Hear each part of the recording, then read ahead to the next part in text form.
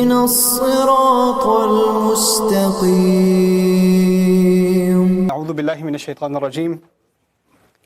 إن في خلق السماوات والأرض واختلاف الليل والنهار لآيات لأولي الألباب الذين يذكرون الله قياما وقعودا وعلى جنوبهم ويتفكرون في خلق السماوات والأرض ربنا ما خلقت هذا باطلا سبحانك فقنا عذاب النار. The subject that I want to share with you under these ayat is actually related more so to ayat that will be coming eventually in Surah Al-Nur that we're going to be studying.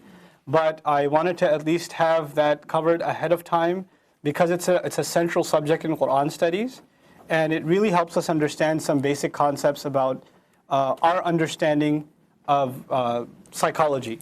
If you were to talk about Quranic psychology, if you will, if you wanted to coin it that term. It's a deep subject and it requires a lot more in-depth study, but this is sort of, I'm trying to give you an overview of how Allah Azza wa Jal describes, you know, what's going on inside of ourselves in terms of decision making and accepting guidance and rejecting guidance and just, you know, certain basic things. Of course, this area of study, psychology, is constantly advancing. We're learning more about ourselves through this study, and it's branched off into several areas. I mean, what used to be philosophy, the highest form of knowledge and human inquiry about himself, has now kind of switched over to psychology, whether it's behavioral or cognitive or even in neurosciences, or, you know, people are studying social psychology and teen psychology and family psychology, and there's all these branches. Women's psychology is branched off into so many subcategories. But as far as our faith is concerned, there are certain fundamentals that we should be aware of that'll help us understand ourselves and the world around us a little bit better, I think, inshallah ta'ala. One of the faculties Allah gave us is al-aql. Al-aql, the intellect. And the intellect has certain processes that Allah mentions in the Quran, and these are things like, understanding, right? Understanding, I'll just put them in English, it's easier. Understanding, thought, thinking, reflecting. Obviously thinking deeply would be reflecting, right? Recognition,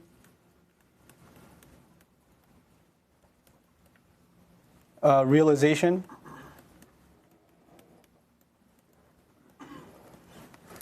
among other things. Learning, of course, big one. These are processes of our mind. Okay. The thing to note in aql is it's something that advances, meaning over time it doesn't diminish except in old age, right? You start getting senile, you start losing memory and things like that. But fundamentally, aql is something that grows over time. One of the main functions of the aql is also, of course, it comes with recognition, and it's under recognition really, so I shouldn't even put it in a separate category, but to remember something is to recognize something you've seen before. Right? So in that sense, recognizing. Now, another entity Allah talks a lot about in the Quran is al-qalb. It's another entity. It's pretty epic drawing, too. Qalb is the heart, right? Allah gives it certain qualities. Certain things happen in the qalb. And the thing that He mentions the most is remembrance.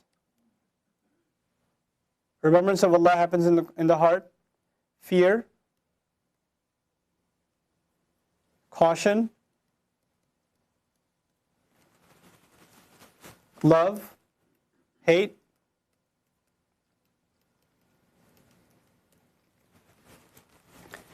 All forms of diseases, psychological diseases, fi qulubihim maradun, right? Ala bi dhikrillahi tatma'innul qulub, dhikr and qalb, remembrance, right? Fear. Then of course, caution. Ittaqullah, fa inna dhalika min taqwal qulub. It is from the taqwa, the caution, the protection of the hearts. The hearts seek to protect. Love and hate, among other things. Now these things, unlike the intellect is constantly, you're 3 years old and you're smarter when you're 4, and then 5, and then 6, you're progressing. The qalb has certain things like remembrance, dhikr, fear, caution, love, these things can increase, but they can also what? They fluctuate. They're not constantly evolving entities, they're fluctuating entities. And actually, interestingly, the word qalb itself literally means something that moves and fluctuates. So the things that are attributed to it themselves are also things that move and they fluctuate. It's two different entities inside of ourselves. And both of them have a part in decision making. Both of them have a part in decision making. Now, just to help you, or at least help expose the riddle here, in Surah Al-Baqarah we read, ثُمَّ قَسَتْ قُلُوبُكُمْ. Your hearts have become hard. The ayah right before ended, أَفَلَا تَعْقِلُونَ. Why don't you use your what? Aql. And the rationale offered in the next, you're incapable of using your aql because what's become hard? The qalb has become hard. There's a relationship, they're not the same thing, but there is certainly a relationship between both of these things. Also understand the linguistic definition, not just, these are Quranic associations, right? In Quran these associations are made with the heart and the mind. But there's a linguistic definition of aql also. Aql is to tie up your emotions, to control them, to restrain them, and then to be able to think. According to this picture then, where are the emotions? Emotions are in the heart. So if your heart isn't in order, you won't be able to think. It's actually going this way. The decision is coming from the heart, and then the mind's accepting it. At the same time, however, there's two other processes that I didn't mention. I'm running out of space. Well, I can do it here. I'll just put it here. And I'll make cool circles so that you can understand that they're different. They look like glasses. It's sama' and basar. We use two things to understand, think, recognize, realize, learn. What are the faculties by which we learn? It's two things. It's our hearing and our seeing. Our mind processes the data that we hear, and it processes the data that we see. Yes? So, in the case of Islam, a person hears the messenger, sees the messenger. What he sees, that information is taken up here. But this up here is not going to make the decision. Where's it going to go next? It's going to go to the heart. And the heart says, yeah, no, I'm afraid. I don't like it. I hate him. I love what I'm doing already too much to change everything. The mind says, but it makes sense. This makes sense. It's good argument. It's good proof. No, I don't want it. Who has the final verdict? The heart or the mind? Heart wins. Heart wins. Heart decides. And I'll tell you a personal example. We'll take some Quranic examples. I'll give you a personal example before we go on. And I erase all of this. There's a young man who, he's a teenager. He's very intelligent. He goes to high school. He takes a health class. He learns about the harms of smoking. And there's a whole chapter in his textbook dedicated to the, pictures of lungs that have deteriorated and all that kind of stuff, right? And all the research and everything. Interviews of people that have smoked and gotten cancer and all that stuff. That same kid gets 100 in his class, very intelligent.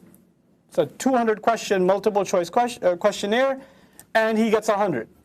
And after school, you see him outside doing what? Smoking. There's nothing wrong with his intellect. He understands, if you ask him, what are the harms of smoking?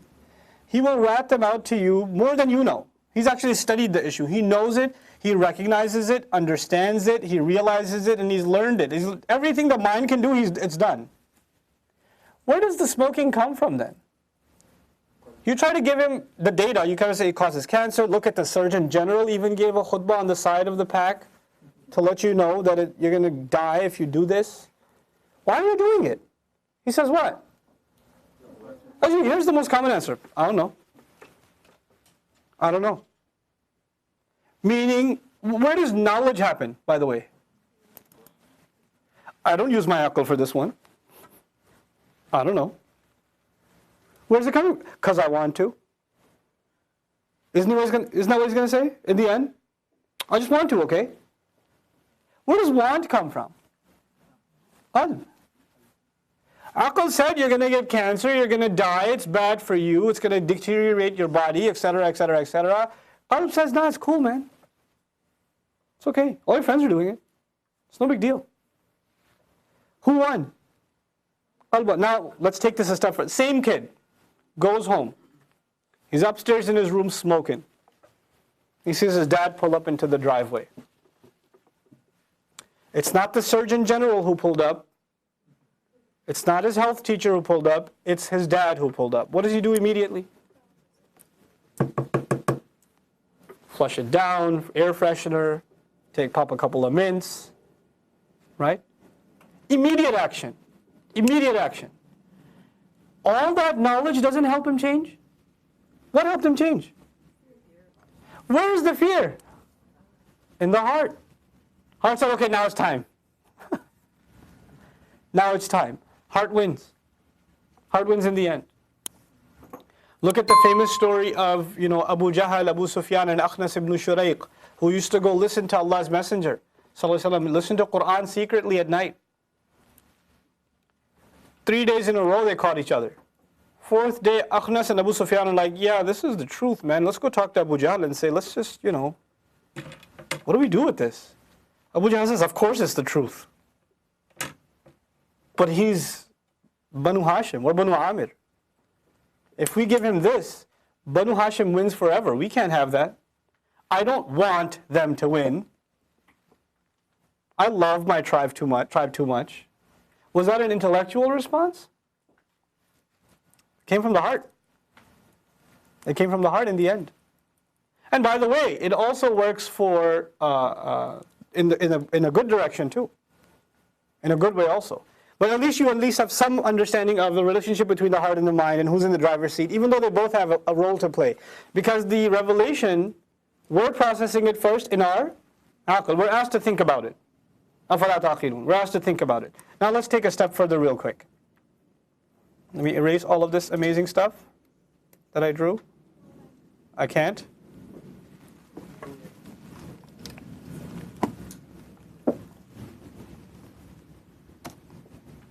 What? No, I will not do a new document, ever. Okay. Now, I've got aql,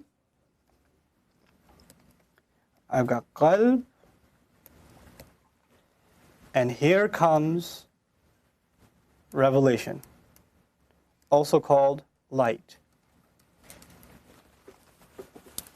Revelation is also called in the Quran light. What means does my intellect process revelation? What are the two doors that it goes through? Hearing and seeing. And hearing is highlighted more than seeing, because Quran is mostly heard. Inna sami'na Qur'anan ajaba, sami'na wa ata'na. Right? Fastami'u lahu. Over and over again hearing. So, and Allah calls it light. فَآمِنُوا بِاللَّهِ وَرَسُولِهِ وَالنُّورِ الَّذِي أَنزَلْنَا. The light that we have sent down. Quran is light. Okay, so the mind processes it and takes this light and goes where? To the qalb. Now I'm going to draw the heart for you. This is my epic drawing of a heart. And this heart has already desires in it or no? It does. Okay, it has greed. It has jealousy. It has anger. It has anything else? Call it out. I already said greed. Hate. Oh, ego. Temptation. Laziness. Yes? And all this stuff is dirty. When it was born, it was clear, like clear glass. I'm saying clear glass because Allah describes it as clear glass in Surah An-Nur. It was clear glass. But as these temptations kept taking control, it started getting dirtier and dirtier and dirtier. Now, if a lamp already has light inside or no? Yes. But if the lamp shade is completely dirty, is any light able to come out? Any light able to go in?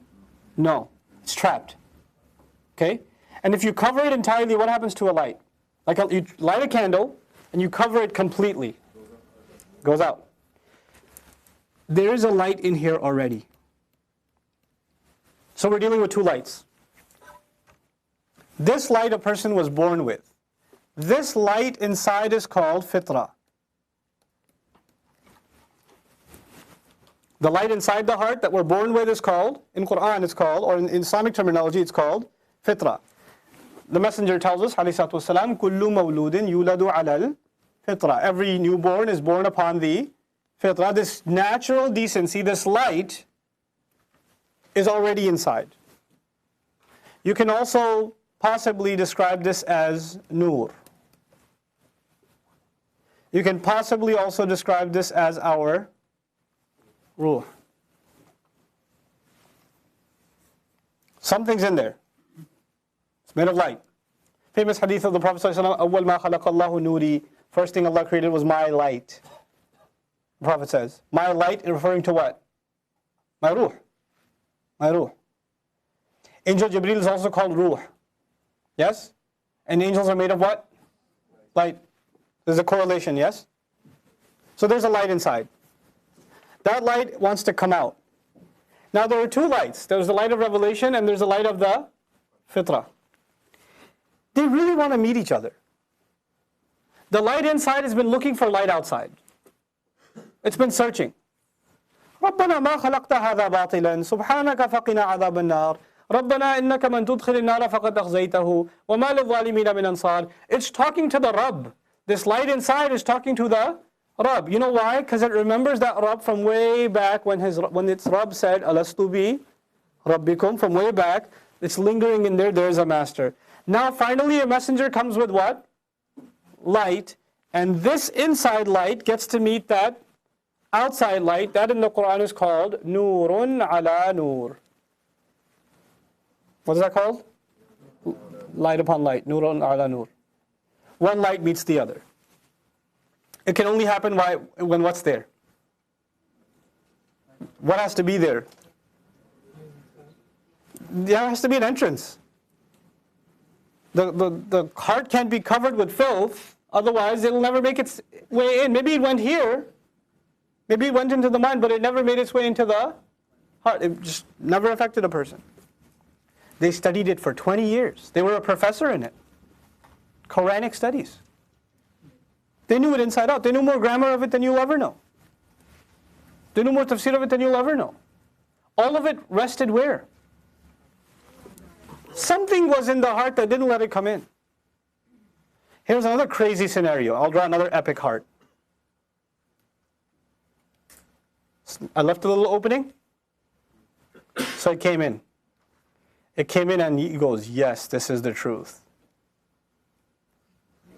But if I accept it, my family won't like it, my friends won't like it, I don't know if I'll like it that much. So after it comes in, you close up shop. Now you already know it's the truth, but you're not going to let the light out. You're going to keep it inside, buried inside. This is called a kafir, a barrier. Kafir literally means what? Someone who buries. It went inside, you let it in.